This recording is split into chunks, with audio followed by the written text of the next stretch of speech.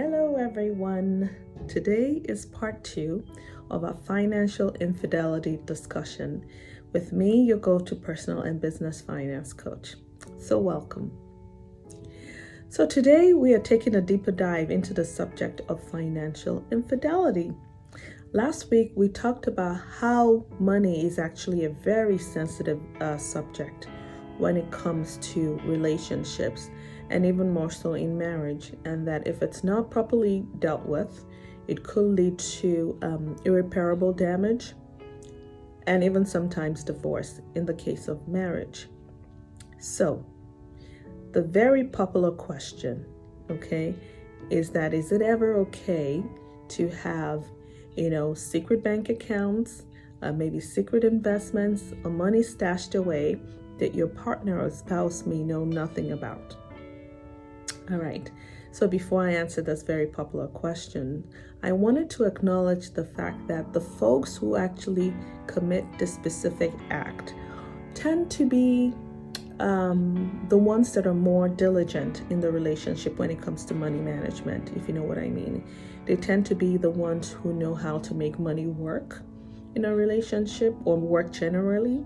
So they tend to be the ones that commit this act of financial infidelity.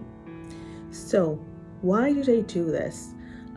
There's several reasons as to why they actually commit this act. But some of the reasons are, one, that they do this as a way of protecting themselves in case the relationship doesn't work out.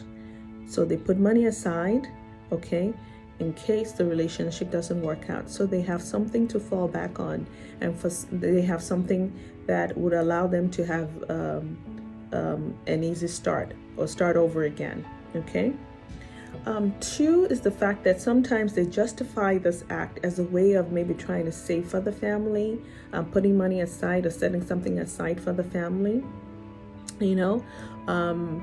And if that's the case, I always say, well, then why doesn't your partner know about it? But it's another reason they've given as to why they commit this act.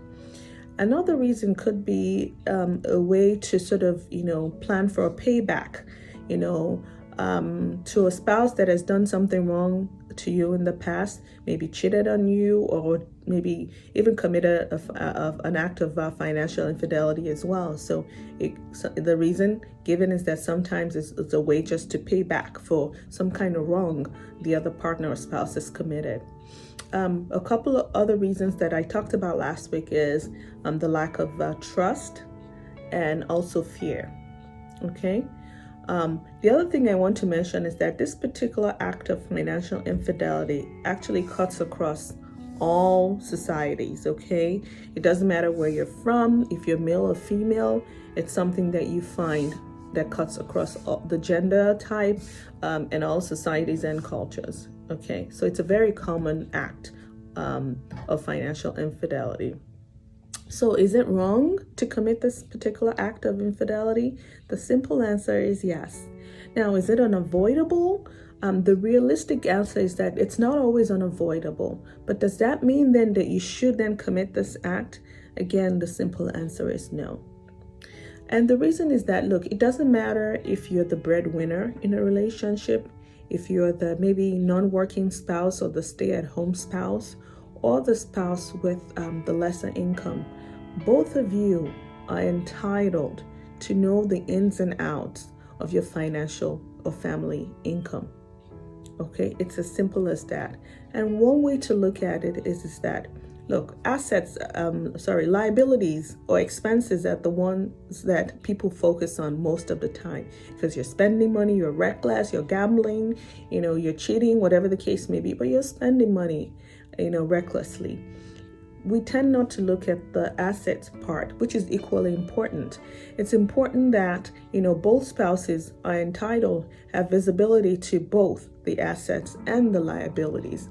The fact that you're the breadwinner one day doesn't necessarily mean that you're going to be the breadwinner, throughout the relationship. And the fact that you are the non-working spouse today doesn't mean that the other person couldn't be the non-working spouse tomorrow.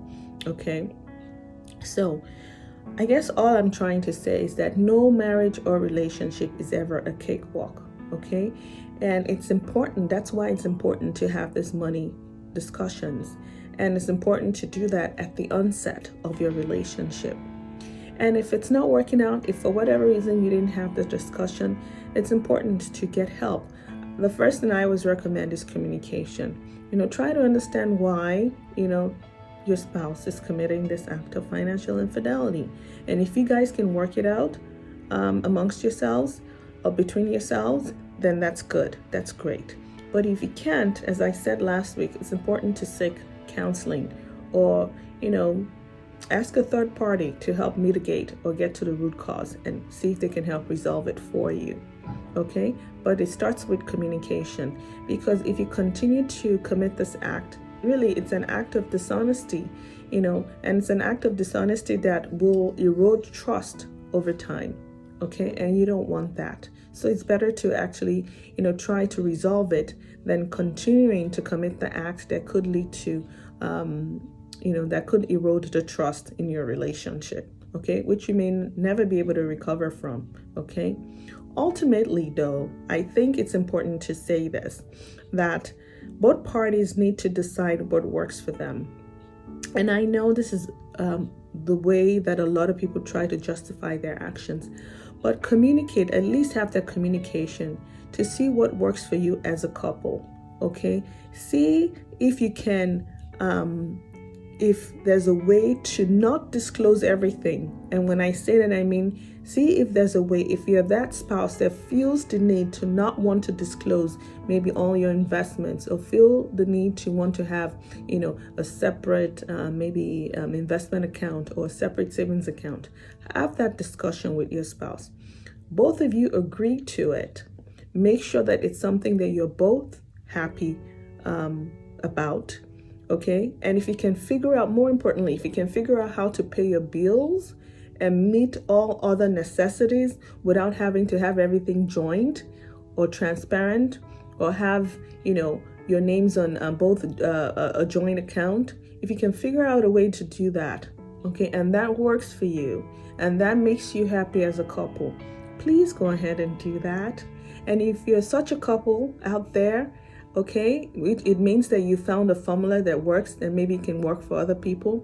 Maybe you want to write a book and share with all of us, But the point is that I know there's not a one-size-fits-all approach, okay? But it's important to at least have that communication saying, look, this is how we're going to pay our bills. This is how we're going to fulfill all other necessities.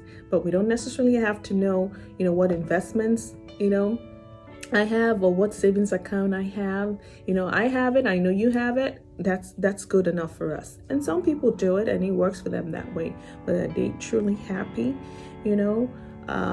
So that's what I have to say about this topic. Okay, I wanted to do this part 2 because I got asked the question by a few people that what if I'm actually saving? What if I'm not the one actually doing the reckless spending? In either case, it's still wrong. The most important thing is that you're communicating with your partner or spouse as to what solution is best for your relationship.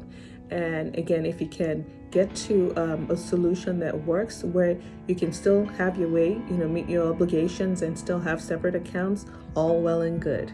Okay, if you've enjoyed this video or you find it helpful, useful, please share with your friends, family, colleagues, business associates, anyone you think may benefit from, listening to this topic. Okay, until next time, I want to wish you well. Enjoy the rest of your day, and I'll see you back next week. Bye now.